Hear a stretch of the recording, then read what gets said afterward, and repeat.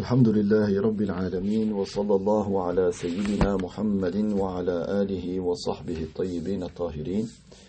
La louange est à Allah, que Allah honore et élève davantage le rang de notre maître Muhammad sallallahu alayhi wa sallam et qu'il préserve sa communauté de ce qu'il craint pour elle. Donc, à la suite de ce que nous avons vu la fois passée, nous étions arrivés à la page 62 donc du livre, de l'explication de la croyance de Abu Ja'far al-Tahawi. Donc l'auteur, que Allah lui fasse miséricorde, a dit: voici l'ensemble des choses dont a besoin celui dont le cœur est illuminé et fait partie des croyants par la grâce de Allah Ta'ala.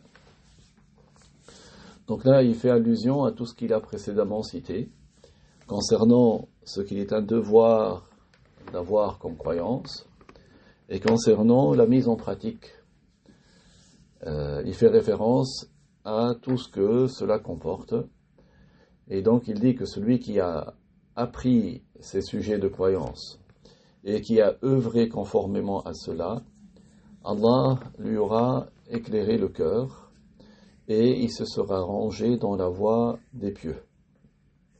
Allah Ta'ala dit: أَفَمَنْ شَرَحَ اللَّهُ صَدْرَهُ لِلْإِسْلَامِ فَهُوَ عَلَى نُورٍ مِّن رَبِّهِ. Donc celui qui ouvre son cœur pour l'islam, Allah lui a guidé son cœur, il lui a éclairé le cœur. Dans le commentaire, notre cheikh dit, c'est-à-dire que l'attachement du cœur à la croyance en la véracité de ce qui est parvenu de la part de Allah et de la part de son messager, sallallahu alayhi wa sallam, est un fondement auquel s'attachent les croyants. Allah Ta'ala dit: أَفَمَنْ شَرَحَ اللَّهُ صَدْرَهُ لِلْإِسْلَامِ فَهُوَ عَلَى نُورٍ مِّن رَبِّهِ. Celui qui ouvre son cœur pour l'islam, Allah lui aura éclairé le cœur, il est sur la bonne guidée de la part de son Seigneur. Donc, ce que cite At-Tahawi, que Allah lui fasse miséricorde, c'est ce dont le croyant a besoin en général en termes de croyance. Donc ce sont les sujets généraux de la croyance. Ensuite, Abu Ja'far al-Tahawi, que Dieu lui fasse miséricorde, a dit: et c'est le degré de ceux qui sont versés dans la science. Donc celui qui est versé dans la science, c'est-à-dire celui qui est fondé dans la science, qui a beaucoup de science. Dans le commentaire, c'est-à-dire ceux qui maîtrisent la science de la religion. Ce sont ceux qui ont été fermes sur cette croyance et qui ont maîtrisé cette croyance. L'auteur, que Dieu lui fasse miséricorde, a dit: en effet, la science est de deux sortes. Il y a deux sortes de connaissances. Il y a une science qui est accessible aux créatures et il y a une science des connaissances qui ne sont pas accessibles aux créatures. Donc il y a deux sortes de connaissances. Certaines nous sont accessibles et d'autres nous ne le sont pas. Dans le commentaire, le cheikh a dit: la science qui est accessible pour les créatures, ce sont les connaissances que les esclaves peuvent obtenir. Ce sont les connaissances que les esclaves peuvent obtenir grâce à une voie que Allah leur a créée, par un intermédiaire, un moyen que Dieu leur a accordé. Quant à la science qui n'est pas accessible aux créatures, c'est la science et les connaissances que Allah se réserve. Ce sont les choses que seul Allah sait, vers laquelle il n'a pas fait de voie pour les créatures pour qu'ils puissent l'obtenir. Cette deuxième catégorie de connaissances. La science qui n'est pas accessible, c'est ce qui est propre à Allah. Prétendre détenir ces connaissances est de la mécréance, comme celui qui prétend connaître la date exacte du jour du jugement. Donc ça, celui qui prétend connaître cette date, il devient mécréant, parce que c'est une connaissance que seul Allah sait. Jibril alayhi salam, quand il est venu voir le prophète sallallahu alayhi wa sallam, un jour il lui a dit: Ya Muhammad, akhbirni an as-sa'a. Donc il était venu pour enseigner aux compagnons, puisque en fait il posait des questions au prophète pour que le prophète réponde et que les compagnons écoutent la réponse, entendent la réponse. Donc il lui a dit: parle-moi du jour du jugement. Quand est-ce qu'il aura lieu? Alors le prophète alayhi salatu wassalam lui a dit: Mal mas'oulu anha bi'a'lama min as-sa'il. mal mas'oulu anha bi'a'lama min as-sa'il. C'est-à-dire celui qui a été interrogé à propos du jour du jugement n'en a pas plus d'informations que celui qui a posé la question. Celui qui a interrogé, c'est-à-dire lui. Donc il parle de lui-même, le prophète. Celui qui a été interrogé à propos du jour du jugement n'en a pas plus de connaissances que celui qui a posé la question. C'est-à-dire que Jibril qui vient de poser la question. C'est-à-dire, c'est comme si lui disait, toi et moi, nous sommes équivalents, puisque nous ne connaissons pas quand aura lieu le jour du jugement. Donc ça fait partie des sciences qui ne sont pas accessibles aux créatures. Donc, la connaissance des sujets de croyance et des jugements, des lois, et la connaissance de ce qui est profitable pour vivre sur terre, cela fait partie des choses pour lesquelles Allah a donné aux créatures un moyen de les obtenir. Donc ce sont des connaissances que nous pouvons obtenir. Des connaissances de la croyance, des connaissances des lois, connaissances des sujets nécessaires pour vivre sur terre. Ce sont des connaissances que nous pouvons acquérir, que nous pouvons obtenir, que nous pouvons détenir. Il y a des connaissances qui sont évidentes, c'est-à-dire que la personne connaît sans argumentation, sans réflexion, comme par exemple, nécessairement la personne sait que l'être humain il existe, que les animaux existent, c'est par l'observation, comme l'observation de leurs actes apparents. Et Allah a fait que dans l'être humain, il y a des moyens de réflexion avec lesquels il peut parvenir à réfléchir à propos des créatures. Donc ça, ce sont des connaissances. Donc l'existence de cette capacité chez l'être humain est une connaissance nécessaire. C'est-à-dire nous savons pertinemment cela. Nous n'avons pas besoin de trop réfléchir. Nous savons qu'en nous-mêmes, nous avons cette capacité de réflexion. Et donc, maintenant, pour ce qui est de ce que Allah se réserve, comme la connaissance de l'avènement du jour du jugement, c'est-à-dire la date exacte, ça c'est une connaissance qui n'est pas détenue par les esclaves. N'est pas détenue par les esclaves. Donc, acquérir la première sorte de connaissance est une chose requise, louable. Donc, c'est requis de notre part d'acquérir les connaissances de croyance. C'est requis et c'est louable de notre part d'acquérir les connaissances des lois. C'est requis et c'est louable de connaissance des moyens de subsistance sur terre. Ça, c'est quelque chose de requis et de louable. Quant à tenter d'acquérir la deuxième sorte de science, de connaissance, c'est de l'égarement. Celui qui tente de connaître quand est-ce qu'aura lieu le jour du jugement, par exemple, ça, c'est de la mécréance. Donc, c'est pour cela que c'est ce qu'a dit Abu Ja'far al-Tahawi. Quand il dit la science, ce sont les connaissances. Les connaissances sont de deux sortes. Il y a des connaissances qui sont accessibles aux créatures, et il y a des connaissances qui ne sont pas accessibles aux créatures. Ensuite, l'auteur, que Dieu lui fasse miséricorde, a dit renier la science qui est accessible aux créatures est de la mécréance. Donc, renier cette science qui est accessible aux créatures est une mécréance. Et prétendre détenir la science qui est inaccessible, les connaissances qui sont inaccessibles aux créatures,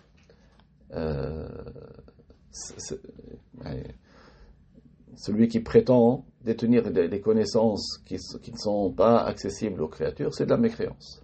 Okay, donc, les deux, c'est de la mécréance. C'est-à-dire, les deux extrêmes sont de la mécréance. Renier des connaissances accessibles aux créatures est de la mécréance, et prétendre détenir les connaissances inaccessibles aux créatures est de la mécréance. Okay, donc, c'est ce qui est très important de de savoir quelles sont nos limites. Qu'est-ce que nous pouvons savoir et qu'est-ce que nous ne pouvons pas savoir. Donc, il y a deux sortes de connaissances.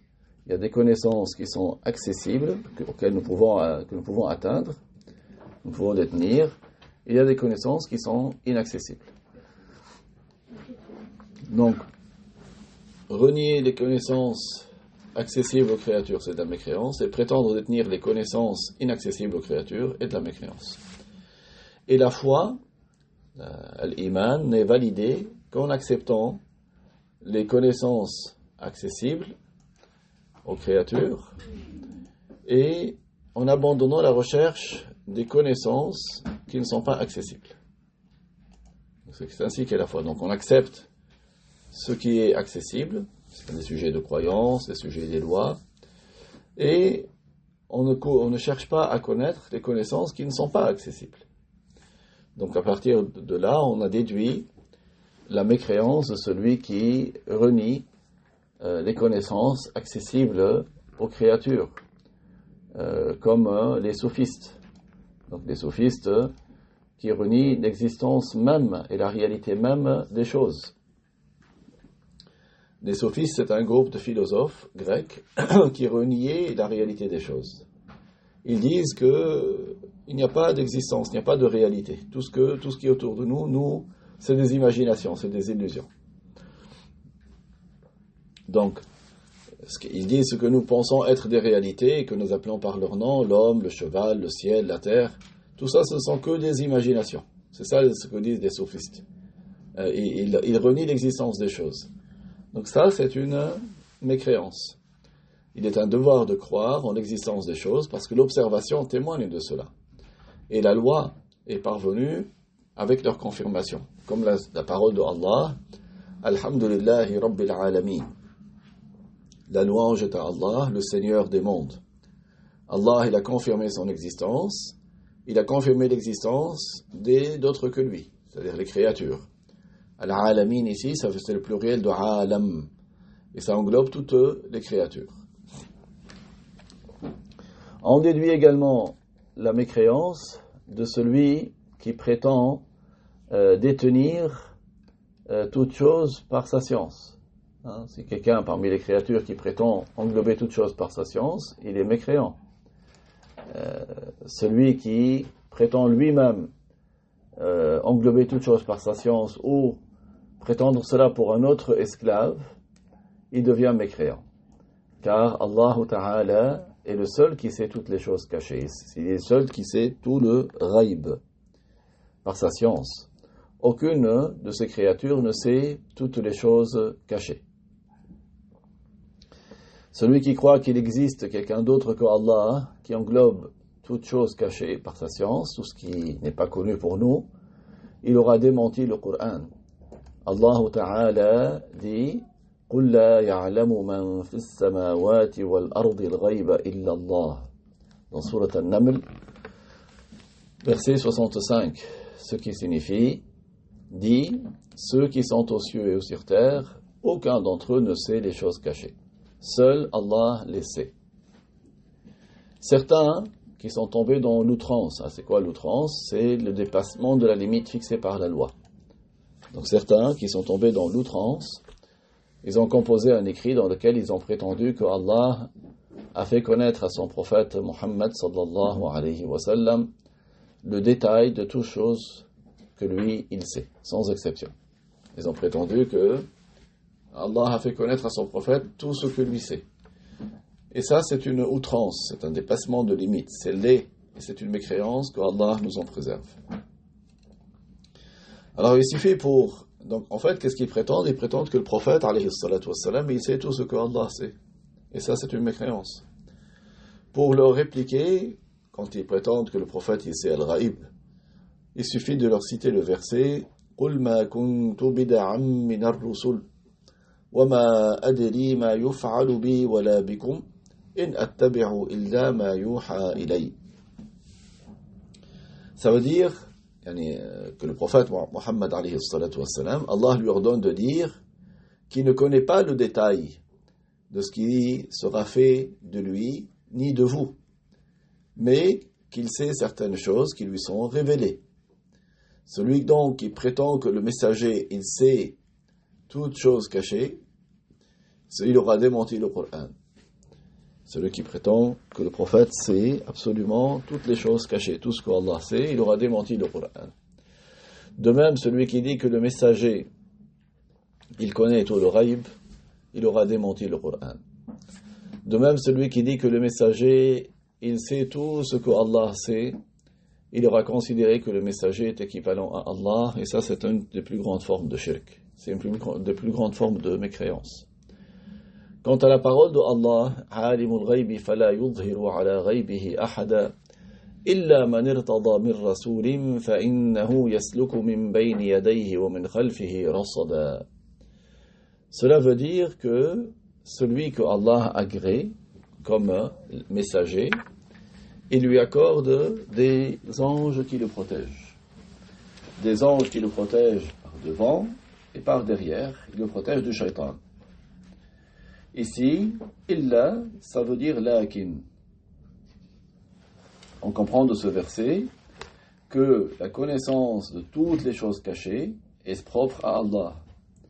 Il n'y a pas d'exception à cela. Donc Allah Ta'ala sait absolument toutes les choses cachées. Il n'y a pas autre que lui qui sait toutes les choses cachées. Ce verset, عَالِمُ الْغَيْبِ فَلَا يُظْهِرُ عَلَى غَيْبِهِ أَحَدًا إِلَّا مَنِ ارْتَضَى مِنْ رَسُولٍ فَإِنَّهُ يَسْلُكُ مِنْ بَيْنِ يَدَيْهِ وَمِنْ خَلْفِهِ رَصَدًا ne veut pas dire qu'Allah fait prendre connaissance toutes les choses cachées à qui il agrée comme messager. Parce qu'il est décrété chez les muwahhid, chez les musulmans qui ont pour croyance l'unicité de Dieu, que Allah n'a pas d'équivalent. Aucune de ces créatures n'est équivalente à Allah dans un de ses attributs. Et parmi les attributs de Allah, il y a le fait qu'il sache toutes choses. Allah Ta'ala dit « Wa huwa bi kulli shay'in alim » et il sait absolument toutes choses. S'il était valide que d'autres que Allah sachent toutes choses, Allah n'aurait pas cité cette parole d'éloge par laquelle il nous apprend que lui-même il sait toutes choses. Celui qui dit que le messager, notre maître Muhammad alayhi salatu wassalam, ou quelqu'un d'autre saurait tout ce que Allah sait, il aura considéré comme si le messager était équivalent à Allah. Connaître toute chose, ça c'est propre à Allah. Il n'y a pas autre que Allah qui sait tout. Si quelqu'un il prétend que le messager il sait absolument tout ce que Allah sait, c'est comme s'il disait que le messager il est sur toute chose de puissant. C'est comme s'il disait que le messager il a une volonté qui concerne toute chose.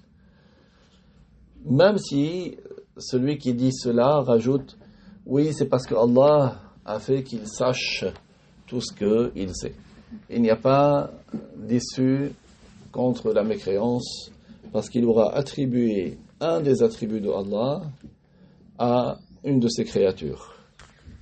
Et Allah est unique par son être, il est unique par ses attributs, il est unique par ses actes. Cette mauvaise croyance, nous la trouvons chez certains groupes en Inde et au Pakistan. On les appelle les Brilouis. Certains d'entre eux, ils ont pour croyance, ils prétendent que le prophète, alayhi salatu wassalam, il sait tout ce que Allah sait. Or, il y a beaucoup d'événements, beaucoup de hadiths et de versets qui indiquent que le prophète il ne sait pas tout ce que Allah sait. Et nous avons cité le verset وَمَا أَدْرِي مَا يُفْعَلُ بِي وَلَا بِكُمْ. Et je ne sais pas le détail de ce qui sera fait de moi et de vous. Donc si il savait tout ce qu'Allah sait, il n'aurait pas dit « et je ne sais pas ». L'auteur, que Allah lui fasse miséricorde, a dit « Nous croyons en la table préservée, al-lawh al-mahfouz, au kalam, al-qalam, et en tout ce qui y a été inscrit, tout ce qui a été inscrit sur la table préservée. » La table préservée, son existence est confirmée par la parole de Allah Ta'ala « Bal huwa Qur'anum majid fi lawhim mahfouz » Il s'agit d'un Qur'an glorieux, inscrit sur une table préservée. Pour ce qui est de Al-Qalam, on l'a connu par la parole de Allah « Nun al-qalami wa ma yasturun » Nun wal-qalami wa ma yasturun. Ici, Allah a juré par Al-Qalam. Il est un devoir donc de croire en la table préservée, al-lawh al-mahfouz et au Qalam. Pour ce qui est de la croyance en tout ce qui a été inscrit sur la table préservée, nous l'avons su par la parole d'Allah. وَكُلَّ شَيْءٍ أَحْصَيْنَاهُ فِي إِمَامٍ مُبِينٍ. Nous avons inventorié toute chose dans un livre clair. Il s'agit de cette table préservée. Notre cheikh, que Dieu lui fasse miséricorde, a dit, il est un devoir pour toute personne responsable de ses actes de croire en la table préservée et au kalam. Le terme table fait référence à un corps du monde supérieur. Et il a été dit que ce corps du monde supérieur est c'est un corps, c'est un corps qui est immense, qu'il est en dessous du trône. Il a été dit qu'il était au-dessus. Donc il y a deux avis en fait, deux avis pour la table préservée. Certains disent que cette table préservée sur laquelle toute chose est inscrite se trouve en dessous de l'Arsh, du trône, et d'autres savants ont dit que cette table préservée, elle est au-dessus. Donc quand ils ont dit au-dessus, c'est-à-dire séparée du trône, n'est pas collée au trône. Ça c'est pour le Lawh al-Mahfouz. Quant au Kalam, al-Qalam, c'est un corps du monde supérieur, du monde céleste, qui n'est pas comme nos qalam. Nos qalam à nous, ce sont des instruments d'écriture, des stylos, des crayons, des plumes. Donc il n'est pas comme nos qalam. Et il a été créé avant la table préservée. Il est parvenu que le kalam élevé est de lumière, mais ce n'est pas confirmé. Mais en tout cas, ça veut dire qu'il ressemble à la lumière, car la lumière n'avait pas encore été créée à ce moment-là, ni même l'obscurité. Et la table préservée, il a été rapporté pour ça décrire qu'elle est à partir d'une perle blanche. Ces deux bordures sont des pierres rouges.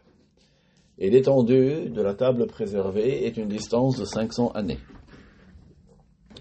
Le messager de Allah, sallallahu alayhi wa sallam, a dit « كَانَ اللَّهُ وَلَمْ يَكُنْ شَيْءٌ غَيْرُهُ وَكَانَ عَرْشُهُ عَلَى الْمَاءِ وَكَتَبَ فِي الذِّكْرِ كُلَّ شَيْءٍ » qui signifie « Allah est de toute éternité, et rien d'autre que lui n'est de toute éternité, et son trône était au-dessus de l'eau, et il a fait inscrire sur la table préservée toutes choses. » Ça veut dire que Allah a ordonné au kalam élevé d'inscrire sur la table préservée ce qui a eu lieu et ce qui aura lieu jusqu'au jour du jugement. Ensuite, il y a eu la création des cieux et de la terre. Ça veut dire que les cieux et la terre ont été créés après ces quatre choses-là. Après l'eau, le trône, le kalam et la table préservée. Et donc, les cieux et la terre ont été créés 50 000 années après ces quatre choses, en raison du hadith rapporté par Muslim. كتب الله مقادير الخلائق قبل أن يخلق السماوات والأرض ب50 ألف سنة. Qui signifie, Allah a fait écrire les destinées des créatures 50 000 années avant la création des cieux et de la terre. Les cieux sont au nombre de 7, et les terres sont au nombre de 7. Chaque ciel est séparé de l'autre par un espace étendu. Chaque ciel est au-dessus de l'autre. Ils ont été créés dans 6 jours. Et chacun de ces 6 jours dure 1000 années, en comptant les années de notre époque. On ne dit donc pas qu'Allah a créé le monde dans 6 jours. On dit plutôt qu'Allah a créé les cieux et la terre, et ce qu'il y a entre eux dans 6 jours, tout comme cela est parvenu dans le Coran. Donc la parole, il a fait écrire sur la table les destinées des créatures. Ça veut dire que le kalam élevé, qui est la troisième des créatures, c'est ce corps-là qui a écrit. Donc cette phrase indique l'existence du kalam. Ensuite, la table a été créée. L'ordre a été donné au kalam de tracer sur la table, Et le kalam a inscrit sur ordre de Allah. Il a inscrit ce qui a eu lieu et ce qui aura lieu jusqu'au jour du jugement. Allah, donc cela est rapporté par, dans un hadith rapporté par Ahmad et At-Tirmidhi, d'après Ubadah, fils de As-Samit, le prophète sallallahu alayhi wa sallam a dit أول ما خلق الله القلم ثم قال اكتب فجرى بما هو كائن إلى يوم القيامة. Donc, alors on va bien comprendre ce hadith. La première chose qu'Allah a créée, c'est le kalam, puis il lui a ordonné d'écrire et il a tracé ce qui va avoir lieu jusqu'au jour du jugement. Alors comment concilier ce hadith et le hadith précédent dans lequel la première des créatures c'est l'eau? La réponse est que la primauté du kalam est relative, c'est-à-dire que le kalam est le premier par rapport à tout ce qui vient après, c'est-à-dire tout autre que l'eau et le trône, le kalam est le premier. Et si on veut dans l'absolu, si on veut considérer les choses dans l'absolu, c'est l'eau qui est la première des créatures. Donc il y a une primauté relative qui est celle du kalam et il y a une primauté absolue qui est celle de l'eau. Autrement dit, le kalam il est le premier, hormis l'eau et le trône. Allah Ta'ala dit وَكُلَّ شَيْءٍ أَحْصَيْنَاهُ فِي إِمَامٍ مُبِينٍ. Sourate Yasin, verset 12. Ce qui signifie toute chose a été inscrite dans un livre clair. Ainsi, la science de Allah n'a pas de fin. Mais ce qui est inscrit sur la table préservée, c'est quelque chose qui a une fin. La table ne comporte pas le détail des choses qui vont avoir lieu dans l'au-delà, car ce qui va avoir lieu dans l'au-delà n'a pas de fin. Mais la table comporte le détail de tout ce qui va avoir lieu dans ce bas monde. L'auteur, que Dieu lui fasse miséricorde, donc Abu Ja'far al-Tahawi a dit, si les créatures s'unissaient toutes contre quelque chose que Allah Ta'ala a fait inscrire qu'elle existera, pour faire qu'elle n'existe pas, elles n'y pourraient rien. Et si elles s'unissaient toutes pour faire exister quelque chose que Allah Ta'ala n'y a pas fait inscrire, elles n'y pourraient rien. Dans le commentaire, les termes que vient de citer l'auteur ici ont été rapportés dans certains des hadiths rapportés du messager de Allah sallallahu alayhi wa sallam. Donc, certaines expressions constituent les termes rapportés même du prophète, et d'autres constituent le sens des termes rapportés. Ceci fait partie des choses dont la raison témoigne de la véracité. Les preuves selon la raison indiquent en effet que Allah sait ce qui aura lieu à jamais. Par sa science éternelle, Allah subhanahu wa ta'ala, et donc il est un devoir de croire en ce qui a été cité. L'auteur, que Allah lui fasse miséricorde, a dit, le kalam a séché, après avoir écrit ce qui doit avoir lieu jusqu'au jour du jugement. C'est-à-dire que le kalam a fini d'écrire tout cela. Tout ce qui va avoir lieu dans cette vie, jusqu'au jour du jugement, est inscrit là-bas.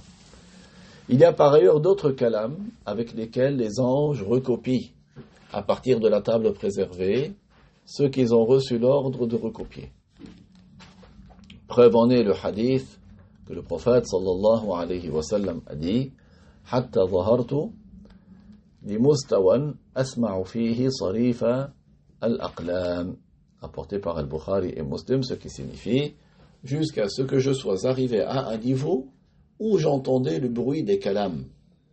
L'imam Ahmad, dans son Musnad, donc ça veut dire que le prophète est arrivé dans un endroit où il entendait les anges qui retranscrivaient à partir de la table préservée sur leur tablette. Et ils écrivaient avec des kalams. Et ensuite ils descendent sur terre et ils exécutent les choses comme cela a été inscrit. Si par exemple sur la table préservée il est inscrit que telle feuille dans tel arbre, dans tel quartier doit tomber à telle heure, eh bien ils décrivent cela et ils descendent et sur terre et ils vont appliquer les choses telles que c'est inscrit sur la table préservée. Tout le détail, tout est inscrit sur cette table préservée jusqu'à la fin de ce monde.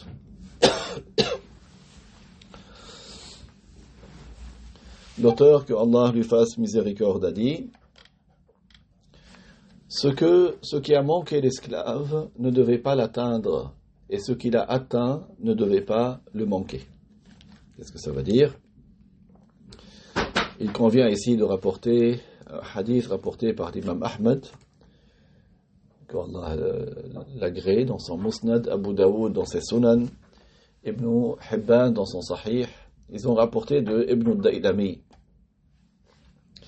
qui rapporte de Zayd ibn Thabit, qu'Allah l'agrée, qu'il a entendu le messager de Allah, sallallahu alayhi wa sallam, dire: Inna Allah law azaba ahla ardihi wa samawatihi la'azabahum wa huwa ghayru zalimin lahum wa law rahimahum kanat rahmatuhu khayran lahum min a'malihim wa law anfaqta mithla uhudin dhahaban fi sabilillah ma qabilahu Allah mink hatta tu'mina bil qadar wa ta'lama anna ma asabaka lam yakun liyukhti'ak wa ma akhta'aka lam yakun liyusibak. Qu'est-ce que ça veut dire? Allah, donc la parole du prophète alayhi salatu wassalam signifie: si Allah voulait châtier tous les habitants de la terre et des cieux, il les aurait châtiés et il ne serait pas injuste envers eux s'il le fait. Et s'il leur fait miséricorde, sa miséricorde vaut mieux pour eux que leurs propres actes. Et si tu dépensais autant d'argent, autant d'or que Uhud. Uhud, c'est une grande montagne qui fait 8 km. Si toute cette montagne était en or, tu l'as dépensée dans la voie que Allah a agréée, Allah ne te récompense pas et n'accepte pas ton acte tant que tu ne crois pas en la prédestination. Tant que tu ne crois pas que ce qui t'est arrivé ne pouvait pas te manquer et que ce qui t'a manqué ne pouvait pas t'arriver. Et si tu meurs sur une autre croyance que la croyance en la prédestination, tu iras en enfer. Ça veut dire que croire en la prédestination est un des fondements de l'islam. Dans le commentaire, l'auteur a dit, c'est-à-dire que ce qui atteint l'esclave ne devait pas le manquer, car Allah le sait avant que cela n'arrive. Allah, il sait de toute éternité que cette chose devait arriver à l'esclave. Et la science de Allah ne change pas, car le changement de la science comprendrait en effet une ignorance. Mais l'ignorance est impossible au sujet de Allah. De même, ce que Allah sait de toute éternité que cela n'atteindra pas l'esclave, il est impossible que cela l'atteigne. Donc tout a lieu conformément à la science de Allah et à la volonté de Allah et à la puissance de Allah. C'est cela le sens de la prédestination. L'auteur, que Allah lui fasse miséricorde, a dit: l'esclave doit savoir que Allah sait de toute éternité tout ce qui concerne toutes ses créatures, sans exception. Il aura ainsi prédestiné cela d'une destinée parfaite et irrévocable, qu'aucune de ces créatures dans les cieux ou la terre ne contredit, ne révise ou n'enlève, ne change ou ne modifie, ne diminue ou n'ajoute. Dans la parole de Allah, dans la parole de l'auteur qui vient d'être cité, il y a un signe que seul Allah est celui qui prédestine et c'est sa volonté qui a le dessus. Personne ne s'associe à lui en cela. Et ceci est une déclaration explicite de la confirmation de l'éternité de l'attribut de la science pour Allah, de l'éternité de l'attribut de la volonté pour Allah, de la confirmation de la destinée et de la prédestination concernant ces créatures, c'est-à-dire qu'Allah prédestine toutes choses conformément à sa sagesse, en créant des choses qui sont belles, des choses qui sont laides, du bien et du mal, l'obéissance et la désobéissance, la richesse et la pauvreté, tout cela est par la prédestination de Allah. Dans le commentaire, notre cheikh dit: Il est un devoir pour l'esclave de savoir que ce que Allah sait de toute éternité, que cela aura lieu, il veut que cela soit. Ce qui est visé ici, c'est qu'il ne se produit rien sans que ce soit conformément à la science éternelle, exempte du début de Allah. Et tout ce qui se produit, tout ce qui s'est déjà produit dans le passé, ou qui va se produire encore dans le bas monde, d'ici-bas, et dans le monde d'en haut, dans les cieux, tout cela, Allah le sait par sa science qui est de toute éternité. L'auteur, que Allah lui fasse miséricorde, a dit ceci, c'est-à-dire tout ce qui a précédé comme sujet de croyance concernant la prédestination et les autres sujets de la foi, comme la confirmation que Allah est le créateur de toutes choses, c'est une des croyances indispensables de la foi. L'un des fondements de la connaissance et de la reconnaissance de l'unicité de Allah et de sa divinité. Comme Allah Ta'ala le dit, وَخَلَقَ كُلَّ شَيْءٍ فَقَدَّرَهُ تَقْدِيرًا. Surat Al-Furqan, verset numéro 2, ce qui signifie il crée toute chose et lui accorde une destinée. Et Allah Ta'ala dit وَكَانَ أَمْرُ اللَّهِ قَدَرًا مَقْدُورًا. Ce qui signifie ce dont Allah veut l'existence a lieu selon une destinée. Dans le commentaire, le cheikh dit ceci est un ajout qui confirme ce qui précède. Quand il parle de aqd, c'est la croyance. Ce qui est visé par al-amr, ce n'est pas l'ordre par lequel Allah charge ceux qui sont responsables, tel que l'ordre d'accomplir la prière ou le jeûne. Mais l'amr ici signifie ce dont Allah veut l'arrivée et la venue à l'existence, que ce soit les substances des créatures ou leurs caractéristiques, leurs mouvements ou leurs immobilités. L'auteur, que Allah lui fasse miséricorde, a dit malheur à celui qui se rebelle contre Allah au sujet de la destinée et qui aura considéré Allah comme ennemi à propos de la destinée. Donc il y a, là encore, il insiste de manière explicite sur le blâme de celui qui renie la prédestination. Il a surnommé un ennemi pour Dieu.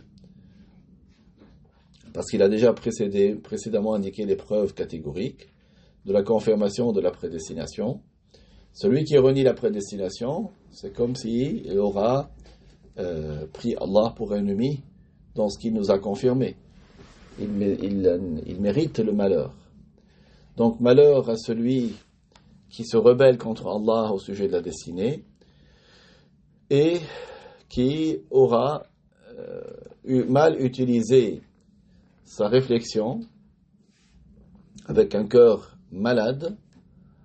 Pourquoi malade? Parce que il doute à propos de la prédestination, il doute à propos de ce qui est confirmé par les preuves catégoriques en raison de la maladie dans son cœur et parce qu'il veut percer un secret que Allah a voilé à ses créatures.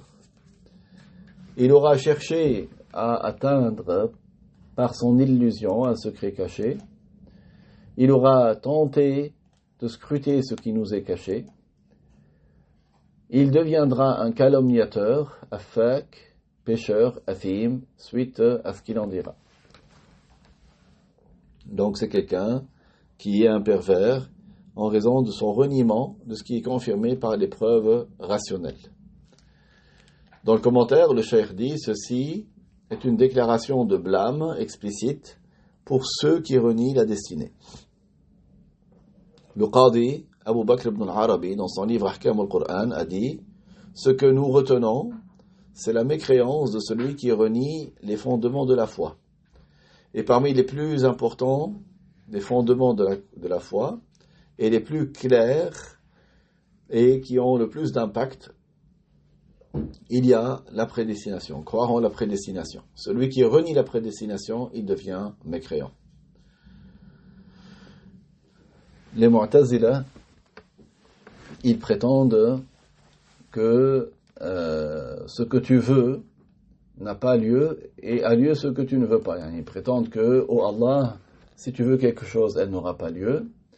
Et ce que toi tu ne veux pas, alors que tes créatures le veulent, eh bien cela va avoir lieu. Ils prétendent qu'Allah a voulu que les mécréants soient des croyants, mais que cela n'a pas eu lieu.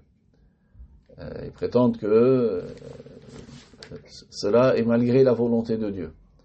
Et quand les Mu'tazila disent « a lieu ce que tu ne veux pas », il s'agit du mal de la part des esclaves. Selon les Mu'tazila, Allah n'aurait pas voulu qu'il y ait de mal. Et disent « mais malgré cela, le mal a existé par la création des esclaves, alors qu'Allah ne l'a pas voulu, ne l'a pas créé. » Ceux-là sont des adversaires de Allah. Le messager de Allah sallallahu alayhi wa sallam a dit « Al-Qadariyatu majusu hadhihi al-ummah » Ceux qui renient la prédestination sont comme les mages, c'est comme les Mazdéens, les adorateurs de feu. Et dans une autre version du hadith, لِكُلِّ أُمَّةٍ مَجُوسٍ وَمَجُوسُ هَذِهِ الْأُمَّةِ الَّذِينَ يَقُولُونَ لَا قَدَرٍ Hadith rapporté par Abu Daoud d'après Hudhayfa, qui rapporte du prophète alayhi salatu wassalam, qui a dit, ce qui signifie en français, chaque communauté a ses propres mages, ses propres Mazdéens, et les mages de cette communauté, les Mazdéens, les équivalents aux Mazdéens de cette communauté, ce sont ceux qui disent qu'il n'y a pas de prédestination. Hudhayfa, c'est un compagnon qui ne parle généralement que de ce qu'il a entendu directement. Il s'appelle Hudhayfa, fils de Al-Yaman. Lui, il est un compagnon, et son père Al-Yaman est un compagnon également, que Dieu les agrée. Les compagnons, ils s'appliquaient dans les sujets de la foi. Pour eux, le sujet de la foi, la croyance, c'est le plus important des sujets à connaître. À connaître l'unicité de Allah comme il se doit. Et le reste des sujets de la croyance. Ils s'en occupaient avant de commencer à mémoriser le Coran. Hudhayfa, que Allah l'agrée, a dit « Nahnu qawmun utina al-iman qabla al-Qur'an. Wa innakum utitum al-Qur'an qabla al-iman. » Ça veut dire, nous sommes des gens, donc il parle nous, c'est-à-dire des compagnons. Nous avons eu la foi avant de connaître le Coran. Tandis que vous ne prêtez pas attention aux questions de la croyance. Nous les maîtrisions, les sujets de la croyance. Avant de mémoriser le Coran, nous avons déjà maîtrisé les sujets de la croyance. Tandis que vous ne le faites pas. C'est-à-dire, vous ne vous occupez pas des sujets de la croyance. Et ça, c'est un blâme. Cette parole a été dite par Hudhayfa, fils de Yaman, qui était le dépositaire du secret du messager de Allah, sallallahu alayhi wa sallam. Et donc, quand il parlait, Hudhayfa, il s'adressait à un successeur. C'était pas à quelqu'un de notre époque. Regardez déjà, à l'époque des successeurs, comment Hudhayfa avait repris ce successeur des compagnons. Que dire à notre époque? Donc, si quelqu'un vient vous dire, oui, on va prendre le Coran, tu dis d'abord, il faut apprendre la croyance. Ça, cette parole de Hudhayfa est une preuve. Dans le Sahih al-Bukhari, Hudhayfa, pourquoi est-ce qu'il est Hudhayfa, est appelé Sahibu Sirri Rasulillah, le dépositaire du secret du messager de Allah. Parce que Hudhayfa, d'après ce qu'a rapporté al-Bukhari, a dit le messager de Allah sallallahu alayhi wa sallam a pris un jour à l'écart et il m'a il m'a donné des informations qu'il n'a pas données à d'autres personnes. En fait, il n'était pas tout seul, mais c'était un groupe de compagnons, et les autres sont morts. Il n'y avait que Hudhayfa qui était resté. Donc, l'un après l'autre, ils étaient morts, mais Hudhayfa était resté. C'était quoi le secret que le prophète avait dit à ce groupe de compagnons qui étaient tous morts, sauf Hudhayfa qui était resté encore vivant? C'est que le prophète, Allah lui a dévoilé qui étaient les hypocrites.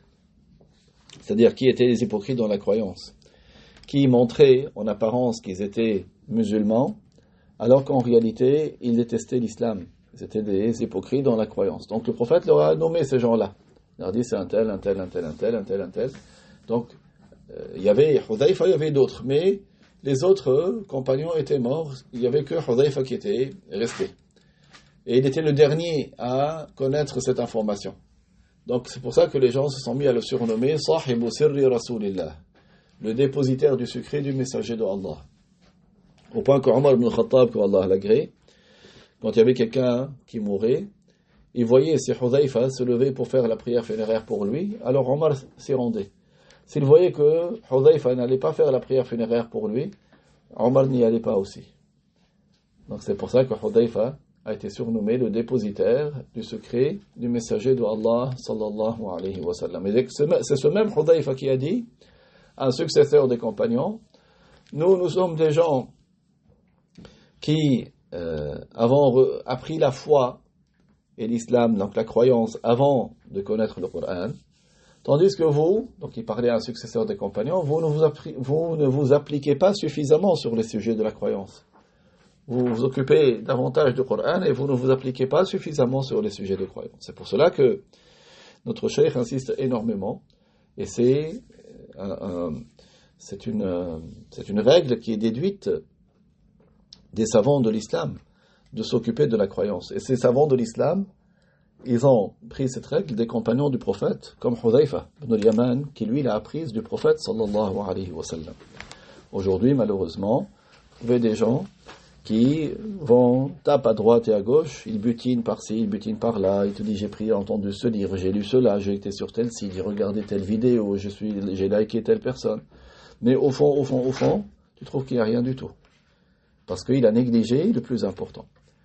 C'est pour cela que le plus important, c'est de maîtriser le sens des deux témoignages, d'apprendre quels sont les attributs de Dieu, quels sont les attributs des prophètes, quelles sont les choses qui sont impossibles au sujet de Dieu, quelles sont les choses qui sont impossibles au sujet des prophètes, d'apprendre quelles sont les choses qui font sortir de l'islam, d'apprendre comment revenir à l'islam, puis, après avoir maîtrisé les sujets de la croyance, apprendre les preuves à partir des textes, apprendre les preuves à partir selon la raison, pour défendre cette croyance, qui est cet héritage que nous avons obtenu des prophètes, puis ensuite d'apprendre le reste du minimum indispensable de la science de la religion, en apprenant comment faire la purification correctement, comment faire la prière correctement, quels sont les piliers, quelles sont les conditions, quelles sont les causes d'annulation, puis d'apprendre quels sont les devoirs du cœur, parce que Allah nous a donné un cœur, nous a donné des organes, et nous sommes responsables de nos actes,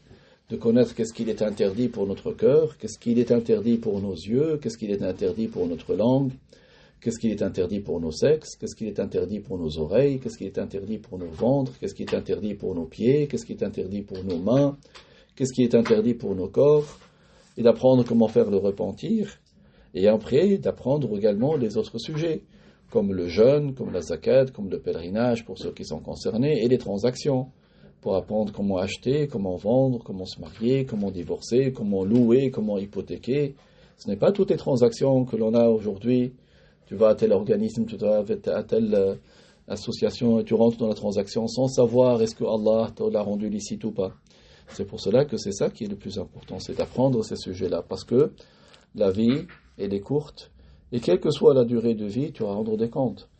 En fonction de quoi tu vas rendre des comptes? Ce n'est pas en fonction de la loi du Nicaragua, ou bien la loi du Pérou, ou bien la loi de la Norvège. Non, c'est selon la loi de Dieu que tu vas rendre des comptes. Donc, pour que tu saches où tu te situes, eh bien, tu l'apprends. Tu apprends pour que tu sois conforme à ce que Allah a agréé pour nous. Wallahu ta'ala a'lam wa ahkam wa barakallahu fikum. Inch'Allah, nous poursuivrons la fois prochaine. Nous sommes arrivés donc à la page 69. وبارك الله فيكم